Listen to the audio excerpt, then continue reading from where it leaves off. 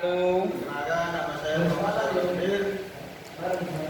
Di sini saya akan mempresentasikan tentang pembelajaran kognitif. Pembelajaran kognitif adalah suatu kerangka teori yang berfokus pada bagaimana proses berpikir, pemahaman, dan proses informasi berperan dalam pembelajaran. Baik, selanjutnya. Tapi sejarahnya bilang nanti kita melacak yaitu selanjutnya ciri-ciri teori pembelajaran kognitif. Yang pertama, pentingnya kognitif dalam pembelajaran. Yang kedua, penggunaan strategi kognitif dan tidak peran aktif individu. Yang keempat, konsep skema. Yang kelima, pentingnya usaha dalam pembelajaran. Selanjutnya, jenis teori kognitif.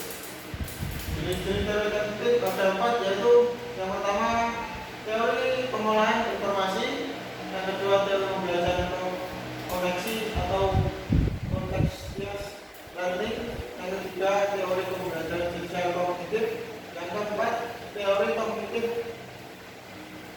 teori konstruktivis atau kognitif. Baik, selanjutnya yaitu mempelajari teori pembelajaran kognitif. Pembelajaran Kafka yaitu merupakan teori pembelajaran yang ditemukan oleh Kurt Kafka. Teori pembelajaran Kafka dapat disebut juga dengan teori konsep berdasarkan bentuk dari proses persepsi dengan cara mengatur elemen-elemen dengan pola hubungan dan kebutuhan menjadi satu kesatuan teori. Dan teori ini beredukasi bagaimana sensasi menjadi kebahagiaan yang lebih kecil. Jadi selanjutnya teori pembelajaran Wertheimer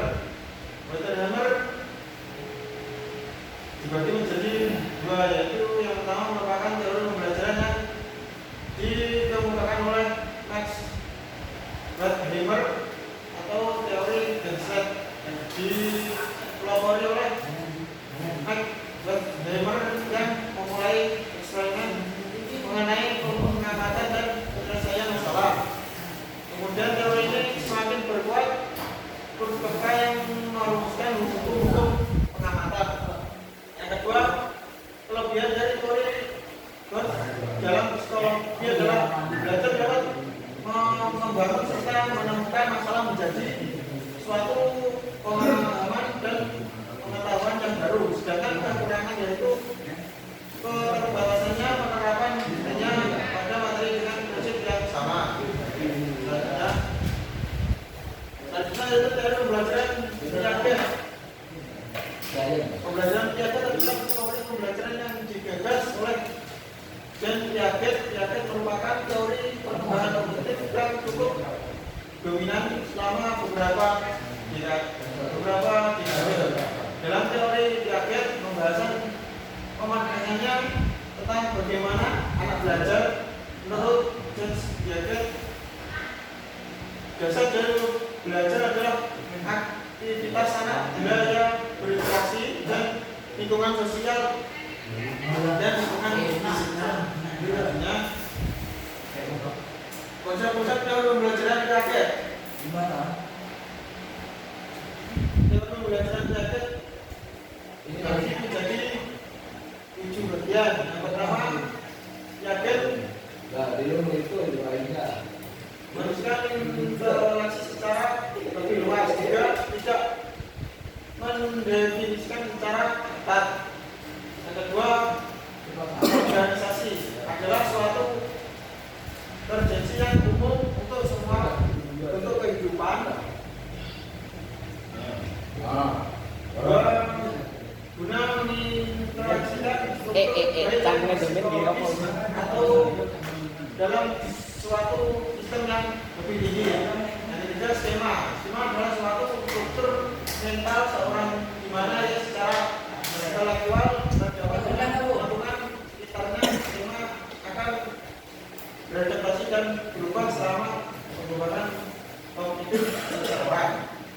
Yang ketiga, yang keempat, analisasi. Analisasi adalah proses kognitif di mana seorang menginteraksikan persepsi, konsep atau pengalaman baru dalam skema atau pola yang sudah ada dalam pikirannya. Selanjutnya, akumulasi adalah pembentukan skema baru atau menggunakan skema lama hingga cocok dengan rangsangan yang baru akan memodifikasikan skema yang ada hingga cocok dengan rangsangan yang ada.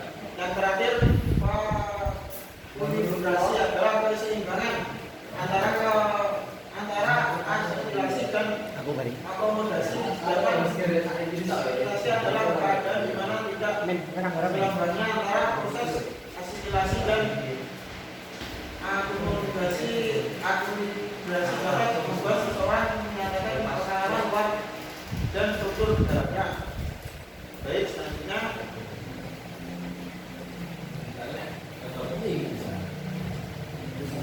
Baik, terima kasih. Teman-teman, ada yang mau dipertanyakan?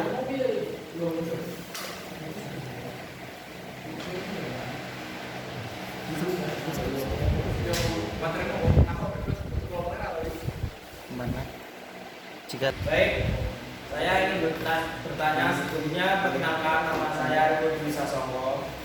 Pertanyaannya adalah, apa saja yang menjadi kendala dalam teori belajar